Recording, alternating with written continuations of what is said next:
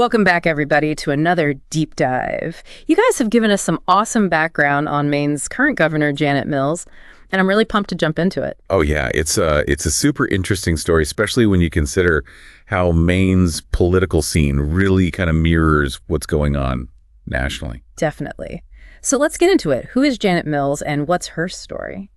Well, right off the bat, you got to remember Janet Mills is the first woman governor of Maine, which, that's a big deal, right? Yeah, absolutely. She was born back in 47 in Farmington, Maine. So she's a Mainer through and through. Yeah. And she's got this super long history in Maine's political and legal worlds. She was a district attorney for a while, covering 3 counties up there, Androscoggin, Franklin, and Oxford. And then on top of that, she did 2 terms as the state's attorney general. Wow. Yeah. So all that time in those roles, you got to think that probably shaped how she thinks about governing quite a bit. I can definitely see how spending all those years in a courtroom would give you a unique perspective when it comes to making policies. It sounds like she brought a ton of experience with her to the governor's office. Oh, for sure. So speaking of policies, what do you think are some of her biggest wins and key things she's done in office? Yeah, that's a great question. One of the first things she did was expand Medicaid under the Affordable Care Act. Oh, wow. So Yeah, which is a big deal because that gave health coverage to tons of Mainers, Sure. tens of thousands who were low income. And a lot of them just couldn't get affordable health care before that. I read this story about a single mom who could finally take her kid to the dentist because of that expansion. It just goes to show you how these policies actually affect people's lives, Absolutely. It's not just about numbers on a spreadsheet. It's about helping families. Exactly. And then, of course, there's how she handled the COVID-19 pandemic. She was really quick to act, putting lockdowns in place, making people wear masks, setting up all those vaccine programs. Yeah. And a lot of people praised her for that, especially early on when everything was so uncertain. Yeah, I remember those days. Nobody knew what was going on, so it makes sense that people wanted a leader who would just take charge. Exactly. Yeah. But, as the pandemic went on, some folks started pushing back against her policies, saying the restrictions were too much or that they took away people's freedom. Right. And that kind of mirrors the whole debate that was happening all across the country about balancing public health with individual rights. It really shows how those national conversations play out on a smaller scale in a place like Maine. So with all that in mind, how did she handle all that, especially with Maine's unique mix of voters, some more liberal and others more conservative? Right. It could have been easy. No. It definitely wasn't. You look at the state's 2nd congressional district, they voted for Trump in 2016 and again in 2020. Oh, wow. Which just goes to show you that even in a state that's known for leaning a little left, you still got these pockets of strong conservative support. That's really interesting to think about. So you've got this district that's kind of a bellwether for national trends existing within a state that often goes blue. I can see how that would make things tricky for any governor. Oh, yeah, absolutely. And Mills being a Democrat, she often disagreed with Trump's policies and, just his whole style, especially when it came to stuff like healthcare, climate change, and immigration. Okay, so she's got this pressure coming from national politics, but she's also trying to lead a state where people have a lot of different viewpoints. What were some of the challenges that created for her? Well, one example is her attempts to get some progressive policies passed. Things like raising taxes on higher earners to pay for social programs. She got a lot of pushback on that from the more conservative folks in Maine's legislature. Makes sense. One bill in particular that caused a lot of debate was about raising the minimum wage. There were strong opinions on both sides, people throwing around economic data and arguing about how it would affect businesses and workers. Yeah, it's a classic case of national political divides impacting local decisions. Exactly. Yeah. And it highlights how even within a state, there can be these deep disagreements. Definitely. So with all that going on, how has Governor Mills approached economic development in Maine, especially considering how important things like tourism and lobster fishing are to the state? Well, a big focus for her has been economic recovery, particularly in those rural areas that have been struggling. And she's done a lot to support small businesses, especially those that got hit hard by the pandemic. Right. One program she really pushed for gives grants to small businesses so they can improve their websites and online stores, recognizing that, e-commerce is a big deal now. That's smart. It's about adapting to the times and making sure those businesses can keep up in the digital age. Right. And then you can't forget about infrastructure, which is crucial for a state that relies so much on tourism. Maine's roads and bridges are in rough shape. They need repairs. And she's made it a priority to get funding for those projects because she gets it. You can't bring tourists in if the roads are falling apart. Yeah, it makes sense. If you want people to keep coming for those lobster rolls, you got to make sure they can actually get there. Exactly. And then there's the environment, which is obviously a huge issue in Maine. Mills is a big believer in renewable energy, and she set some pretty ambitious targets for reducing the state's carbon footprint. Like, for instance, she signed a bill to really ramp up Maine's use of wind and solar power. That's awesome. It sounds like she's really serious about tackling climate change and making Maine a leader in clean energy. Oh, yeah, absolutely. Yeah. And it's not just about cutting emissions. It's also about creating jobs in that growing renewable energy sector. So it's about finding those solutions that are good for the planet and good for the economy. Exactly. Now, what about education? What do you think she's done in that area? That's a great question. We've talked about healthcare, the pandemic, the economy, and the environment. Let's dive into what she's done for education and workforce development. Sounds good. This is another area where she's made some big moves. So one of the things she's really focused on is putting more money into public schools, which is always a tough topic, you know? Yeah, for sure. Every state has to figure out how to balance funding things like schools with keeping taxes down. Exactly.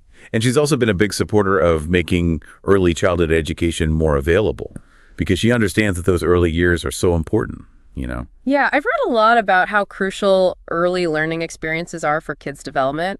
It's awesome to see someone in her position who really gets that. And she hasn't forgotten about college either.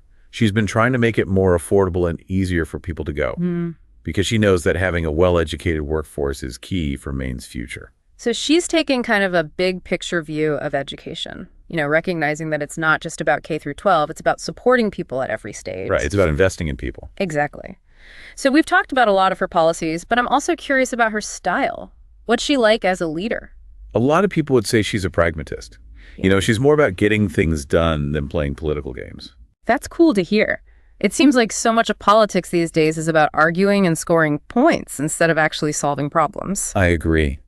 And Mills seems like the kind of person who just wants to find practical solutions that work for Maine, even if it means working with people she disagrees with. It sounds like she's really good at bringing people together. She is. She's known for being a good listener and finding common ground, even when things get heated. Which has got to be a super useful skill in a state like Maine where there's so many different political views. Absolutely. It's essential if you want to be an effective leader, especially with how divided things are these days. Okay, so we've talked about her accomplishments, her challenges, her leadership style. Now I'm thinking about her legacy. What do you think people will remember most about Janet Mills? Well, like we said before, she's the first woman governor of Maine. That's history in the making right there. Yeah, that's a huge deal. And hopefully it'll inspire a lot of young women to get involved in politics. Exactly. But beyond that, I think she'll be remembered for her dedication to public service and how much she cares about the people of Maine.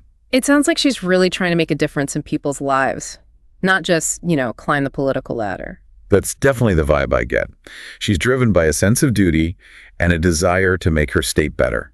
Well, I gotta say, I'm pretty impressed with everything I've learned about her today. She seems like a thoughtful, pragmatic, and caring leader. I agree. She's dealing with some tough stuff, but she's got a clear vision, and she's determined to do what's best for Maine. All right, so we've covered a lot of ground here, from her days as a district attorney to her current role as governor. We've talked about her policies, her leadership style, and her potential legacy. But as always, there's more to explore. So as you continue to learn about Janet Mills, I want to leave you with this thought. What is it? Based on everything we've discussed, how do you think her approach to governing, you know, her focus on being practical, finding compromise, and thinking long-term could be a model for other leaders, both here in the U.S. and around the world? That's a great question to think about. I think there's a lot we can learn from her. Wow, it's amazing to think about everything we've covered, you know, from her start as a district attorney to becoming the first female governor of Maine. Yeah, it really is quite a career. Totally. And now that we've reached the end of our deep dive, I'm curious about what her legacy will be like. What do you think people will remember most about Janet Mills? Well, you know, breaking that glass ceiling in Maine politics is a major accomplishment. It's a moment that will be in the history books, and it's sure to inspire lots of young women in Maine and across the country. Absolutely. Representation is so important, and seeing someone who looks like you in a position of power is incredibly powerful.